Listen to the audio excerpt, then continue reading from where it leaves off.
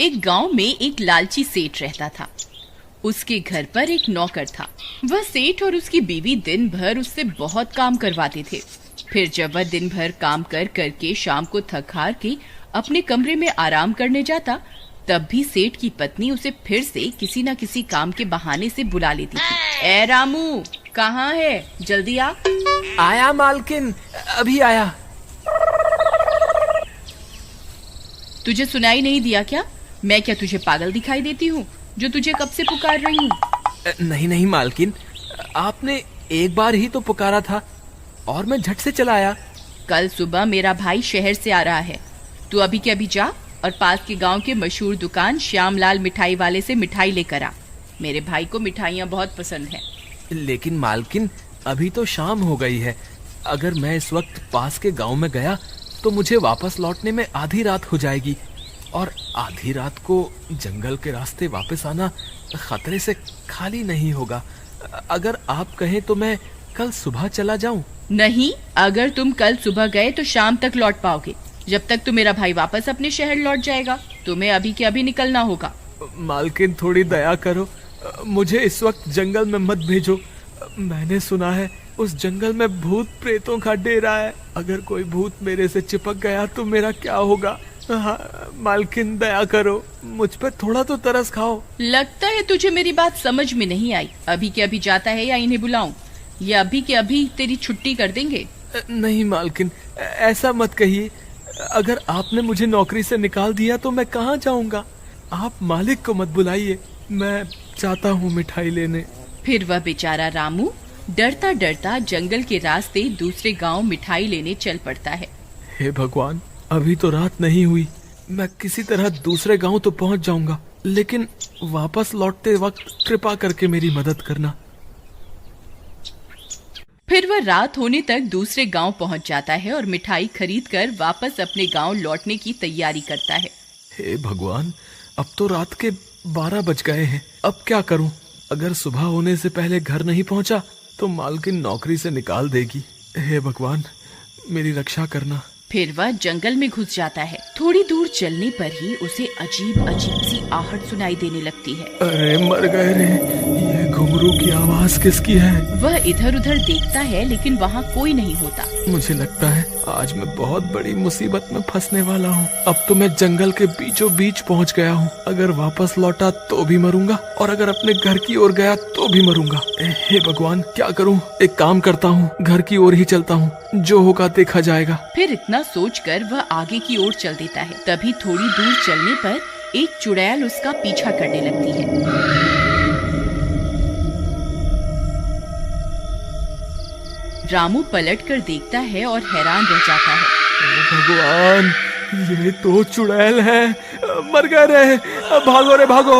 फिर वह जोर जोर से भागने लगता है। फिर थोड़ी दूर जाने पर वह उसे पलटकर देखता है। तभी वह चुड़ैल सीधा रामू के अंदर घुस जाती है। मर गए रे, ये मुझे क्या हो रहा है? अरे मर गए रे। फिर देखते ही देखते वह चुड़ैल रामू को अपने वश में कर लेती है। फिर रामू सीधा अपने घर की ओर चल देता है। वह सीधा अपने कमरे में जाता है और लेट जाता है। फिर सुबह होने पर सुनीता रामू को आवाज लगाती है। रामू, रामू, ओ रामू, घोड़े बेचकर सोया है क्या? सुनाई नहीं देता क्या? तभी सुनीता के चिल्लाने की वजह से रामू की नींद खुलती है। कौन है ये कमबख्त जिसने मेरी नींद खराब कर दी?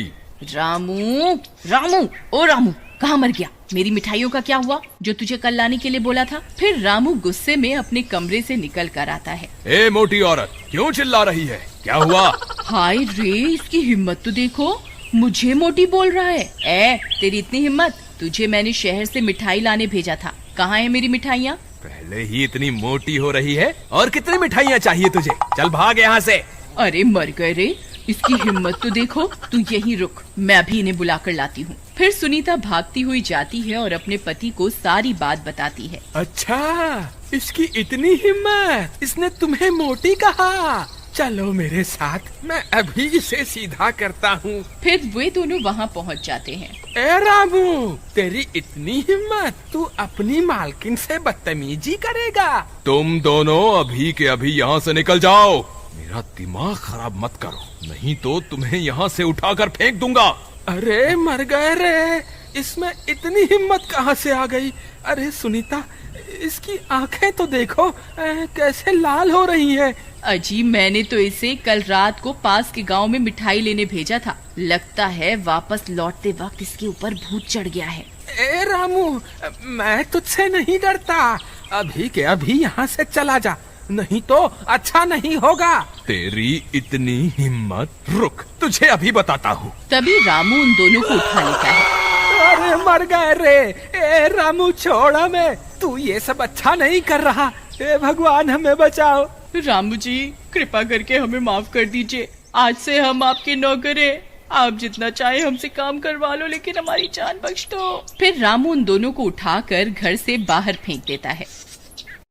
अरे मर गए रे, मेरी तो कमर ही तोड़ दी इसने।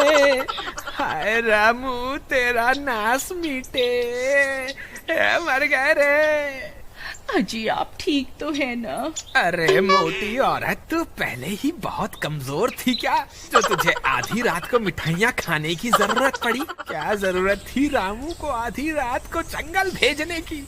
अब ले ले मजे। अजी मुझसे बहुत बड़ी गलती हो गई, अब क्या करें इस रामू का, इसने तो हमें घर से बाहर ही निकाल दिया, अब हम कहाँ जाएं? अब तो सिर्फ साधु महाराज ही हमारी मदद कर सकते हैं, चलो हम अभी उनके पास चलते हैं। फिर वे दोनों साधु महाराज के पास जाते हैं। हे साधु महाराज, हम बहुत बड़ी मुश्किल में फंस गए हैं, कृपा करके हमारी मदद कीजिए। क्या हुआ, तुम दोनों इतने घबराए हुए क्यों हो? हे साधु महाराज, इस मूर्ख औरत ने हमारे नौकर को आधी रात को जंगल में भेज दिया था, अब उसके ऊपर चुड़ैल का साया आ गया है, उसने हम दोनों को घर से भी निकाल दिया है, कृपा करके हमारी मदद कीजिए, हमें कोई रास्ता दिखाइए कि अब हम क्या करें। तुम्हें आधी रात को उसी जंगल में जाना होगा, वहीं तुम्हें इस समस्या का समाधान मिलेगा।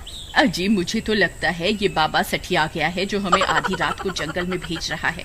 बाबा, लेकिन अगर हम आधी रात को जंगल गए तो हम भी अपने नौकर रामू जैसे बन जाएंगे, जंगल का भूत हमें नहीं छोड़ेगा। आखिरकार आप हमें जंगल क्यों जाने के लिए बोल रहे हैं? इस जंगल में दो भूतों का जोड़ा वास करता है, एक चुड़ैल तुम्हारे घर पर है और दूसरा उसका साथी है जो अब भी जंगल में ही है। तुम्हें जंगल जाकर उसे ढूंढना होगा, वही तुम्हारी मदद कर सकता है। ठीक है साधु महाराज, जैसी आपकी आज्ञा। फिर साधु महाराज की आज्ञा लेकर वे दोनों वहाँ से निकल जाते हैं और फिर रात होने पर, अजी एक काम कीजिए, मैं यहीं रुकती हूँ, आप जंगल जाकर उस भूत से मदद मांगिए। वाह वाह मूर्ख औरत, तूने क्या मुझे भी अपनी तरह मूर्ख समझा हुआ है? चुपचाप मेरे साथ चलो, मैं अकेला नहीं मरने वाला, चलो मेरे साथ। फिर वे दोनों जंगल की ओर चल देते हैं। कुछ ही देर में वे दोनों घने जंगल में पहुंच जाते हैं। भूत जी, आप कहाँ हैं? हम आपकी ही तलाश में यहाँ आए हैं, कृपा करके हमें दर्शन दीजिए। अजी ये एक आदमी का भूत है, ये आपकी आवाज सुनकर नहीं आने वाला, मैं कोशिश करके देखती हूँ। राजा जी, राजा जी, आप कहाँ हैं? देखो मैं यहाँ आपका कब से इंतजार कर रही हूँ, जल्दी आइए ना, और कितना इंतजार करवाएंगे? क्यों री, तेरा नाश मीटे मोटी औरत, इतने प्यार से मुझे तो कभी नहीं पुकारा तूने, हैं?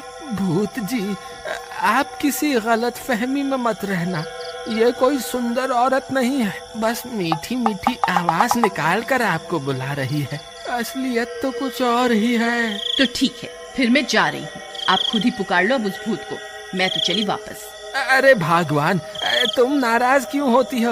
मैं तो मजाक कर रहा था, मुझे इस जंगल में अकेला छोड़कर मत जाओ, मैं आगे से तुम्हारा मजाक नहीं उड़ाऊंगा। तभी इतना शोर शराबा सुनकर वह भूत वहाँ आ जाता है। कौन हो तुम दोनों? तुम्हारी आधी रात को इस जंगल में आने की हिम्मत कैसे हुई?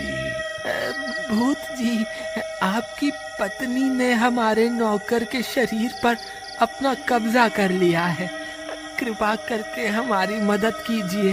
क्या तुम जानते हो मेरी बीवी कहाँ है? जी हुजूर, वो हमारे घर पे ही है। कृपा करके हमारे साथ चलिए और अपनी पत्नी को वापस जंगल ले आइए अपने साथ। मैं कब से अपनी पत्नी को ढूंढ रहा था। चलो, मुझे अभी उसके पास लेकर चलो। फिर वे तीनों वापस अपने गांव की तरफ चल देते हैं। कुछ ही देर में वे लोग घर पहुंच जाते हैं।